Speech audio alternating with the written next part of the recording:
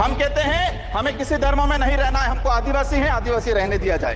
हमें सत्ता नहीं चाहिए, हमें हमारा अस्तित्व बचाना है, हमारा स्वाभिमान बचाना है, हमारा जल जंगल जमीन बचाना है। और देखा गया देश के अंदर आदिवासी समुदाय जल जंगल जमीन की बात करता है तो उसको नक्सलवाद का ठप्पा दे दिया जाता है, उसको नक्सलवाद के नाम से मारा जाता है। छत्तीसगढ़ का बस्तर का इलाका हम देखते हैं, 11 साल की बच्ची को मारा जाता है और कहा जाता है कि नक्सलाइट थी।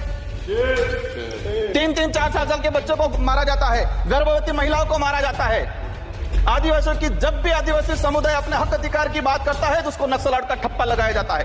हमारे आदिवासी समुदाय को लेकर एक धर्म कोड की लंबे समय से मांग चल रही है कि आदिवासी समुदाय को अलग से धर्म कोड दिया जाए। आजादी से पहले 1871 से लगा के 1951 तक अलग जनगणना हुई है। आज आदिवासी समुदाय कोई ईसाई धर्म अपना रहा है, कोई हिंदू धर्म अपना रहा है, अलग अलग जगह बटा हुआ है। आदिवासियों की आइडेंटिटी, उनकी पहचान खत्म हो रही है। आदिवासी समुदाय अपनी पहचान बचाने को लड़ रहा है। और हेलो है, जोहार, नमस्कार। आज का रिएक्शन वीडियो में फिर से आप लोगों के सामने आ गए हैं। आज हम लोग सुनेंगे राजकुमार रौत का वीडियो। ये बांसवाड़ा राजस्थान का सांसद है। इसने किस तरह से आदिवासियों के बारे में कहा है। जब भी आदिवासी जल जंगल जमीन के बारे में कहता है और हाथ अधेरी करने के लिए बात कहता है तो आदिवासियों को हमेशा नक्सलवाद का ठप्पा दिया जाता है। नक्सलवाद जब भी कोई बड़ा घटना होती है तो आदिवासी के ऊपर में कई तरह का उन लोग आरोप लगाते हैं और आदिवासी को उसमें गोली चलाकर, उसमें मरवा कर फिर उसके आवाज़ को दबाया जाता है। छत्तीसगढ़ के बस्तर इलाका में 11 साल के एक लड़के को गोली मारकर हत्या कर दी गई। और जब भी आदिवासी अपने हक और अधिकार के लिए लड़ाई लड़ते हैं तब उन लोगों को गोली चलाकर, बच्चों को, फिर महिलाओं को, गर्भवती महिलाओं को, फिर जवान को गोली चलाकर फिर उसको मरवा करके नक्सलीवाद का ठप्पा दे करके उसके हक और अधिकार को छुपाने का या फिर दबाने का प्रयास करते हैं। आदिवासी समुदाय के लिए लंबे समय से उन लोग अपना धर्म कोड के लिए लड़ाई लड़ रहे हैं, फिर भी अभी तक उन लोगों को कोई धर्म कोड अभी तक नहीं मिला है। 1871 से 1851 में के बीच में जनगणना कई बार हुई है। पहले आदिवासियों के लिए अलग धर्म कोड था, लेकिन 1941 में आदिवासियों के लिए अलग धर्म कोड था, लेकिन 1951 में जब जनगणना हुई तो उसमें आदिवासी के धर्म कोड को फिर हटा दिया गया। बाद में आदिवासी अपना धर्म कोड को, अपना धर्म, कोई दूसरा धर्म में उन लोग अपना नाम जोड़ने लगा। कोई हिंदू धर्म में, कोई ईसाई धर्म में, कोई अलग अलग धर्म में, और जिसमें अन्य रहता है कि आधार, कोई अपना आधार में भी लिखने लगा। इस तरह से लंबे समय से आदिवासी को किस तरह से दबाया जा रहा है, अभी तक आदिवासी को अपना धर्म कोड नहीं मिला है। आप लोग आगे वीडियो को साथ बने रहिए, देखिए किस तरह से राजकुमार रौत का। आजादी से पहले 1871 से लगा के 1951 तक अलग जनगणना हुई है।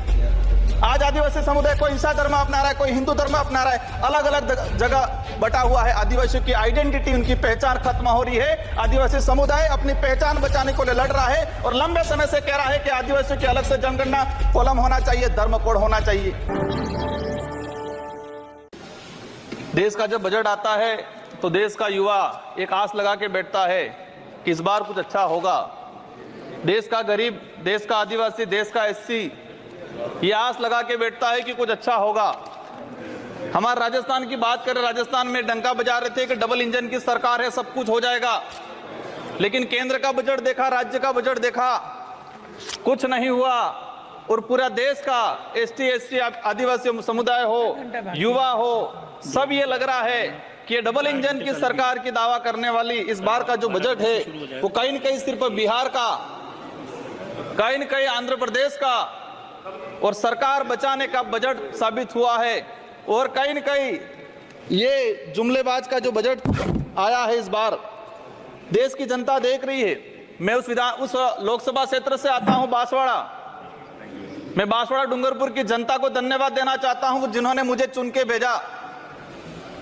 वहां पर हमारे प्रधानमंत्री जी ने कहा था कि जिसकी कोई पहचान नहीं है, जिसका कोई नाम नहीं है, जिसका कोई रिकॉर्ड नहीं है, ऐसे व्यक्ति को जिता के क्या करोगे। लेकिन बांसवाड़ा और डूंगरपुर की जनता ने ठान लिया था कि लोकतंत्र है, राजतंत्र नहीं। और ये राजतंत्र तय करने का किसी को ठेका नहीं है, लोकतंत्र है। जनता ने ठान लिया था कि इस बार राजकुमार रोज जाएगा। मैं आपके माध्यम से, पूरे सदन के माध्यम से मेरी जनता को धन्यवाद देना चाहूंगा। मोदी जी ने कहा था वह वहां के बड़े बुजुर्गों को कि घर घर जाके राम राम बोल देना और चुनाव जिताना। वहां के बड़े बुजुर्गों ने ठान लिया और कह दिया था, और मेरे माध्यम से और आपके माध्यम से संदेश पहुंचाया है उन तक। मुझे कहा था मोदी जी को कह देना कि देश के आदिवासियों को उजाड़ने का काम पिछले 10 सालों में हुआ है। देश के अंदर धर्म की राजनीति हुई है। देश में 15 लाख रुपए बेरोजगारों को नौकरी देंगे यूं करके 10 साल राज किया है। इस बार हम सबक सिखाएंगे। और उन्होंने मेरे माध्यम से मैसेज पहुंचाया है कि गुरु गोविंद की धरती है, मावजी महाराज की धरती है, संत सुरमाल महाराज की धरती है। मानगढ़ दाप में 1500 आदिवासी शहीद हुए थे। मोदी जी 2 बार आए, लेकिन मानगढ़ के लिए, आदिवासी समुदाय के लिए एक शब्द नहीं बोल के गए, कुछ नहीं करके गए। तो उन्होंने मैसेज पहुंचाया है कि आदिवासी समुदाय जाग गया है और अब वो आदिवासी समुदाय नहीं रहा जो बहका में आ जाएगा और वोट दे देगा। माननीय सभापति महोदय, जो वर्तमान स्थिति बनी है बजट के अंदर, मैंने देखा धातुओं का खनन को लेकर उद्योगपतियों को टैक्स में छूट दी गई। लेकिन ये खनन कहां हो रहा है? धरती पे हो रहा है, हमारे देश में हो रहा है, पहाड़ों में हो रहा है, जंगलों में हो रहा है, और वहां पर जीव जंतु रहता है और आदिवासी समुदाय भी रहता है। लेकिन आदिवासी के समय के आदिवासी के लिए क्या प्रावधान किया गया? आदिवासी इलाके के अंदर देखा जाए, आदिवासी समुदाय बैठा हुआ है, उसको जमीन का पट्टा नहीं मिला हुआ आज तक, आजादी से पहले से बैठा हुआ है, लेकिन वो जमीन की बात करेगा। सभापति महोदय, यहाँ पर सत्ता को लेके होड़ मची रहती है, सत्ता पाने को लेके बोला जाता है। मैं जो कहना चाह रहा हूं, हमें सत्ता नहीं चाहिए, हमें हमारा अस्तित्व बचाना है, हमारा स्वाभिमान बचाना है, हमारा जल जंगल जमीन बचाना है।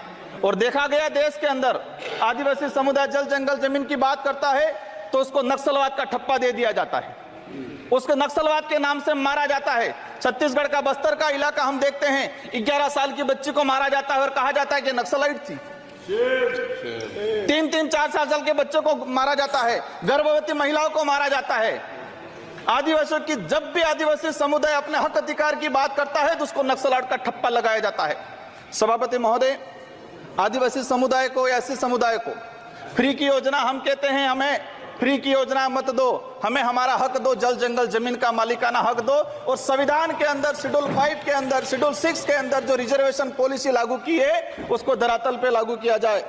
माननीय सभापति महोदय, मैंने देखा है भाजपा अलग अलग राज्यों में अलग अलग चीज कहते हैं, कई जगह कहती है बीफ खाओ, कई जगह मत खाओ। हमारे आदिवासी समुदाय को लेकर एक धर्म कोड की लंबे समय से मांग चल रही है कि आदिवासी समुदाय को अलग से धर्म कोड दिया जाए। आजादी से पहले 1871 से लगा के 1951 तक अलग जनगणना हुई है।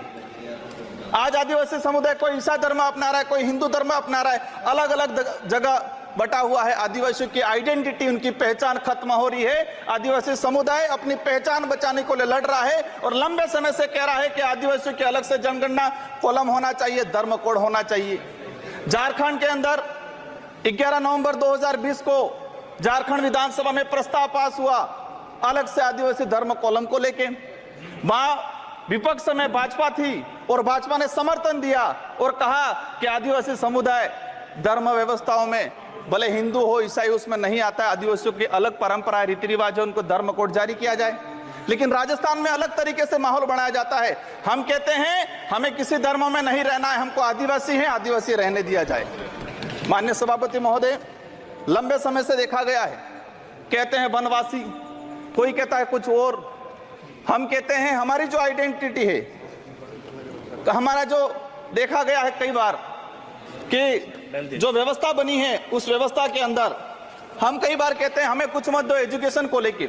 नई शिक्षा नीति, मुझे लग रहा है अभी घंटी बजने वाली है, मैं 2 मिनट में मेरा समाप्त करूंगा। नई शिक्षा नीति के तहत यह प्रावधान किया गया है कि 6 साल का बच्चा होगा, इसके बाद उसको पहली क्लास में एडमिशन दिया जाएगा।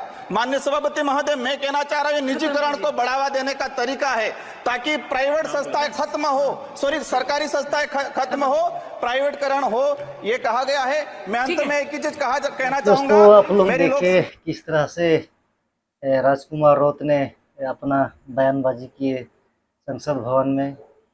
मोदी सरकार जो डबल इंजन की सरकार है, पिछले 10 साल से वो राज कर रही है कि इस तरह से आदिवासी को दबाने का हमेशा प्रयास किया जा रहा है।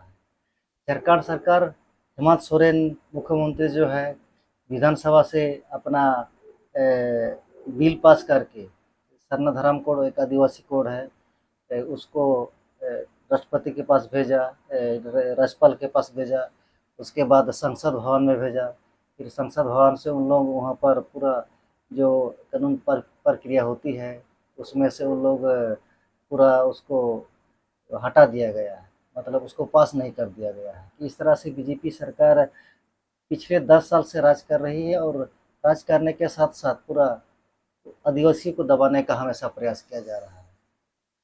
कहने को तो कहता है कि हम डबल इंजन की सरकार है, लेकिन डबल इंजन की सरकार अभी मतलब विशेषकर आदिवासी को दबाने का बहुत ही प्रयास किया गया है। और इस बार का बजट में आप लोग जितना भी देख रहे हैं, इस बार का बजट ज़्यादातर बिहार और आंध्र प्रदेश को ही मिला है, बाकी राज्य को उतना खास कुछ नहीं मिला है।